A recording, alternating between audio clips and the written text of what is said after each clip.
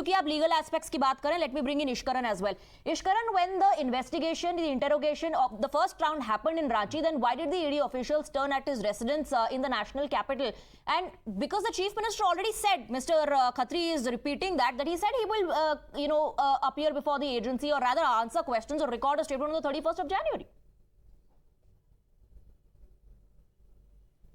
Swati, this is the first time in my legal experience that I am hearing an individual dictating how ED will investigate, which house the ED will approach, how ED will carry out search and seizure, how ED will raid a place, or how ED will summon an individual. It is completely the prerogative of the investigating officer of the reasons he needs to go and see any property, or the reason he needs to go to Delhi or Ranchi or Mumbai for that matter. If tomorrow they have information that they need to go to Mumbai or Gujarat, they may go there also. So let's be very clear on the law. The second aspect of this is that it cannot be a legal defense to say because of my caste, my community, my religion, or any other ground, my gender for that example, that I am being harassed. If you feel you are being harassed, then the legal recourse is that you go to a court, you present your case, and you say that these summons are frivolous, they are vexatious, they are done with an oblique motive, and you get a stay on the summons, or you get the summons quashed, or you get an anticipatory bail, or you if get I'm not wrong, it happened in this case, isn't it? There are various means known to law. First, the Supreme Court was approached,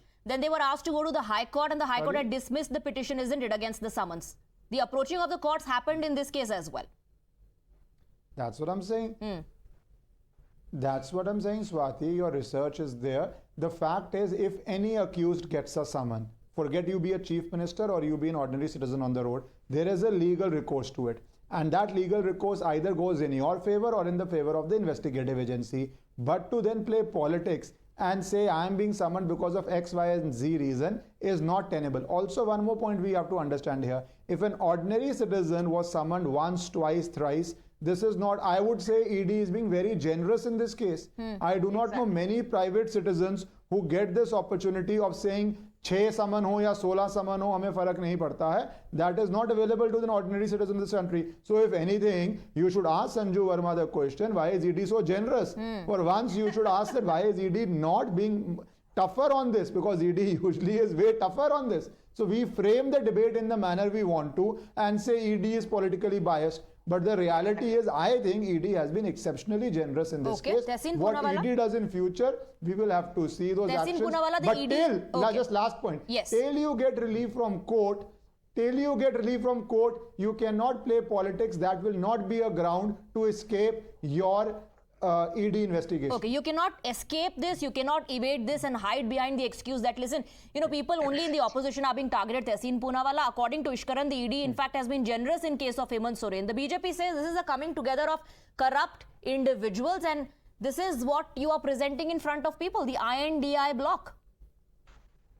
Good evening, Swati. At the onset, I want to restate something that I've said very often on your show and on Times Now. ED must be renamed to BD. BD means Bajrang Dal because it's an arm of the Bharatiya Janata Party.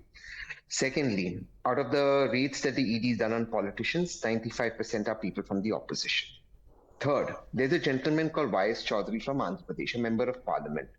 A friend of ours, G.V.L. Narasimha Rao, a member of parliament from BJP, who often joins us on our TV debates, not only accused him of being corrupt and getting money from us, from corrupt sources, he accused him of getting money from sources harmful to the interests of India. Y.S. Chaudhary today is a proud member of the Bharatiya Janata Party after being drenched in the BJP washing machine.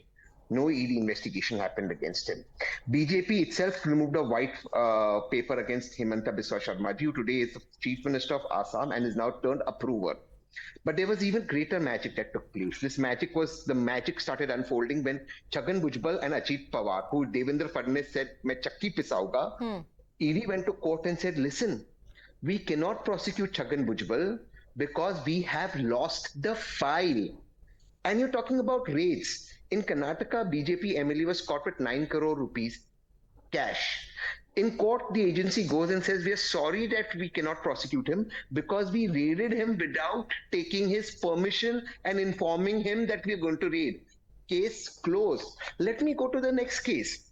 This is even more magical a case. Sanjay ji, please, if you may please allow me to finish.